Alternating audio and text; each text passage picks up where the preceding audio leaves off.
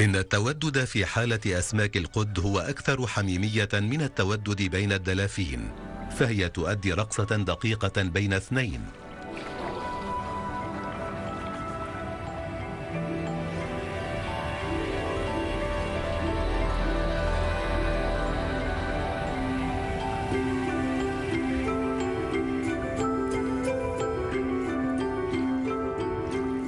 إن التزاوج في المحيط أشبه بلعبة تختلف مزاياها كثيرا.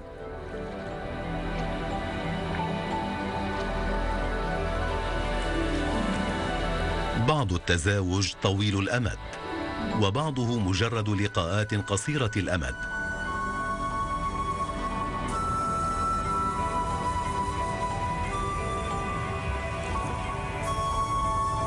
يمكن للتزاوج أن يكون نتيجة جهد جماعي كعصابة إنجابية.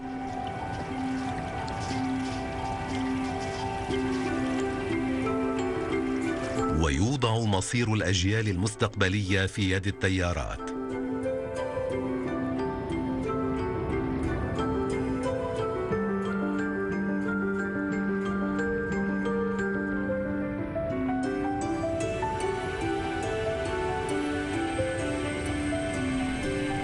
إن مجموعة الشعاب تشكل عشا أكثر أمانا لمجموعة بيض الحبار الكبيرة.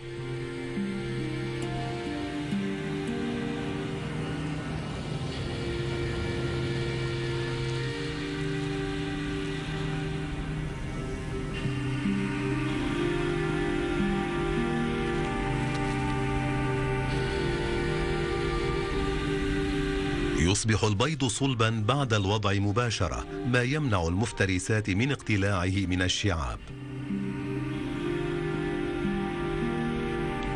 على الرغم من أن الحبار ليس الحيوان الشغوف بالأطفال، لكنه يبذل قصارى جهده لإعطاء أطفاله بداية جيدة في الحياة.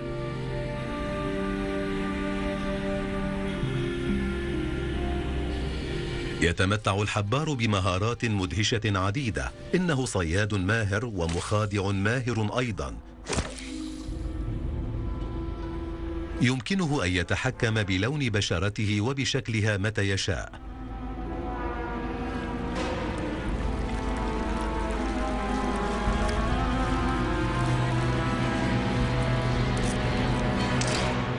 إنها مهارة رائعة يستعملها لإبهار الفريسة. حتى إن الحبار يلجأ أحيانا إلى ممارسة الفن المظلم كتنويم مغناطيسي.